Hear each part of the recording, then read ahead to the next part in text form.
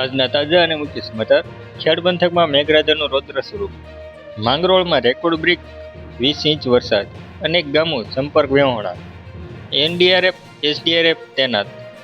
જૂનાગઢના ખેડ પંથક અને માંગરોળમાં રેકોર્ડ બ્રેક વરસાદથી પૂર જેવી સ્થિતિ સર્જાઈ છે. જ્યાં માંગરોળમાં 20 ઇંચ વરસાદ નોંધાયો છે અને અનેક ગામો સંપર્ક વિહોણા બન્યા છે. એનડીઆરએફ એસડીઆરએફ તૈનાત કરાય છે. ઓજત ડેમના દરવાજા ખોલાયા છે અને ઓએનજીસી કર્મચારીઓ સહિતના બચાવ કાર્યો ચાલુ છે.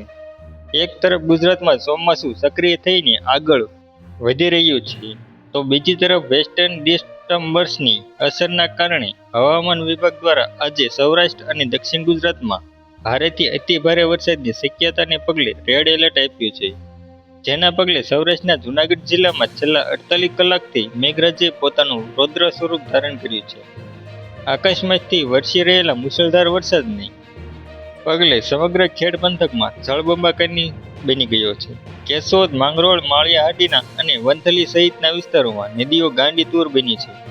સાંજના 6 થી 8 વાગ્યાના માત્ર 2 કલાકમાં 203 મીમી વરસાદ સાથે કુલ 20 ઇંચ વરસાદ નોંધાયો છે. જ્યારે વિતેલા 40 કલાકમાં 32 ઇંચથી વધુ વરસાદ વરસ્યો છે. નોટ આવી જ રીતે માળિયા હાટીનામાં 13.98 ઇંચ વરસાદ નોંધાયો છે. જ્યાં છેલ્લા 48 કલાકમાં 20 ઇંચથી વધુ વરસાદ વરસ્યો છે. મેંદરડામાં 12.48 ઇંચ, કેશોદમાં 12.17 ઇંચ, જ્યારે વંથલીમાં 3.98 ઇંચ વરસાદ નોંધાયો છે. જ્યારે ગીર સોમનાથની વાત કરવામાં આવે તો પાટણ વેરાવળમાં 7.95 ઇંચ વરસાદ નોંધાયો છે. આ ઉપરાંત સૂત્રાપાડામાં 3.94 ઇંચ વરસાદ નોંધાયો છે. કેશોદ અને માંગરોળમાં સાહેબના વિચારો ભારે વરસાદના કારણે નીચાણવાળા અનેક ગામોનો સંપર્ક તૂટી ગયો છે.